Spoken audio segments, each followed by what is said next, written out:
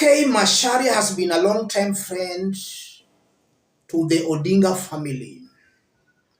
Today at a funeral in Machakos County, SK dropped a bombshell. He made it very clear in broad daylight that Raila Odinga has always won the past presidential elections since 2007, and that in 2007, Raila beat Mwai Kibaki with over 1.8 million votes. Raila won that election, giving Kibaki a margin of 1.8 million votes. And that in 2022, a fake register was used by Chebukati and his team. That's very interesting, ladies and gentlemen. I want us to have a look at the bombshell by SK Macharia, for it's going to inform the basis of our analysis now that we are seeing something similar to what happened in 2007. In 2007, we had the Pentagon. And if you look at William Ruto and Raila Odinga, I'm seeing these two politicians cleverly crafting the 2007 Pentagon. If you look at Rigathi Gachagua and the Kalonzos, it's as if they're going back to 2007 when Mwai Kibaki and Kalonzo Musyoka joined forces. So we might be back to 2007, and that's what most definitely might happen come 2027. Let's have a look at SK Macharia. SK Macharia details how 2022 polls were rigged in favor of Ruto. If you go through that story, Royal Media Services RMS chairperson Samuel Kamau SK Macharia on Saturday, March 13, 2025, has shared fine details of how Raila Odinga has continuously lost in presidential polls since 2007, calling for reforms in the electoral process to ensure transparency and fairness in future elections. Speaking during the burial of veteran pilot James Gitahi in Machakos on Saturday, March 15, 2025, the shrewd businessman and media mogul, who openly admitted that he has a long-standing friendship with the former Prime Minister, intimated that Raila had fairly won the 2007 elections with 1.8 million votes.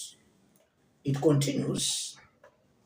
He did, however, reveal how, despite Raila winning fairly, he was forced to alter the results in favor of Mwai Kibaki, who was declared the winner of the historic elections, resulting in extensive violence that killed 1,300 people and displaced thousands of Kenyans.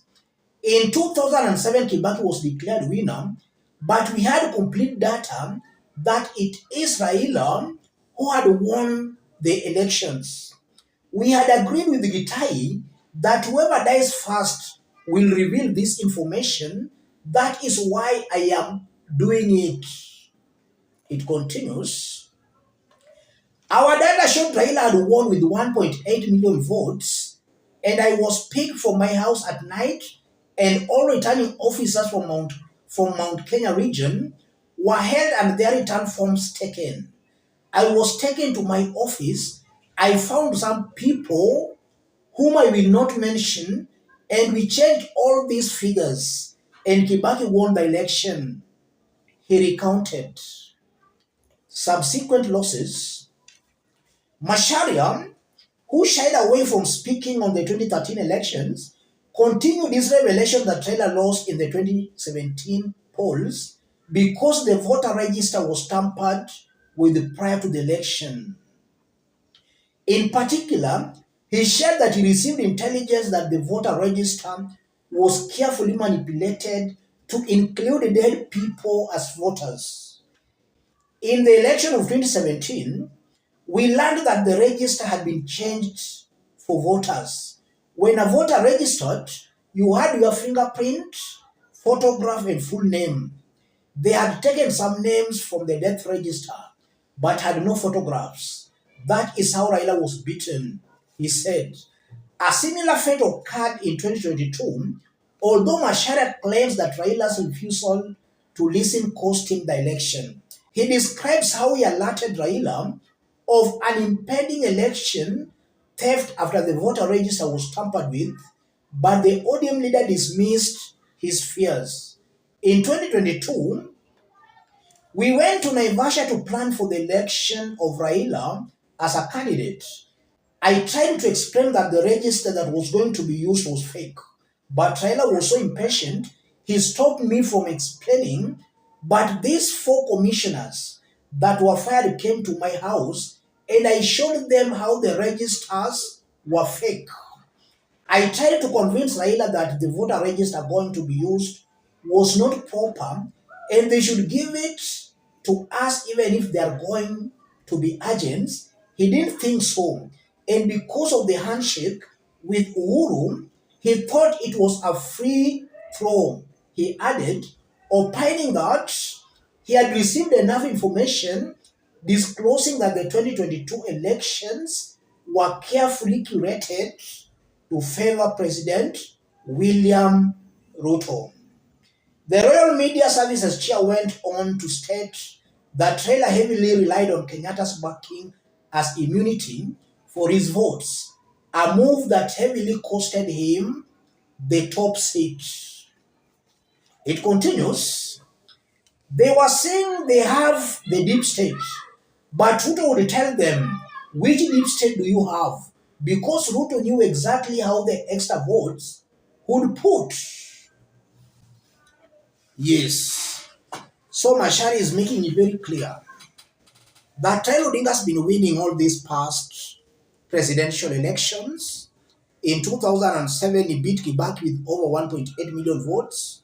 In 2022, the voters register was fake.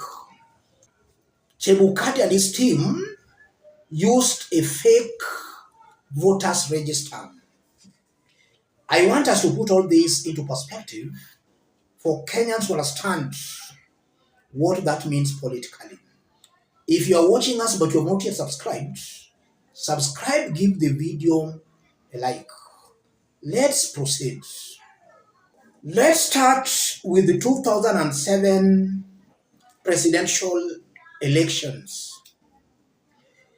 If you want to know what might happen in 2027, look at what happened in 2007. In 2007, we had Raila Odinga, William Ruto, Musalia Mudavadi, Najib Balala, and then there was Joe Nyaga from Eastern. It appears we are seeing the major players in Raila Ruto's team. In 2007, we had Kibaki and Kalonzo.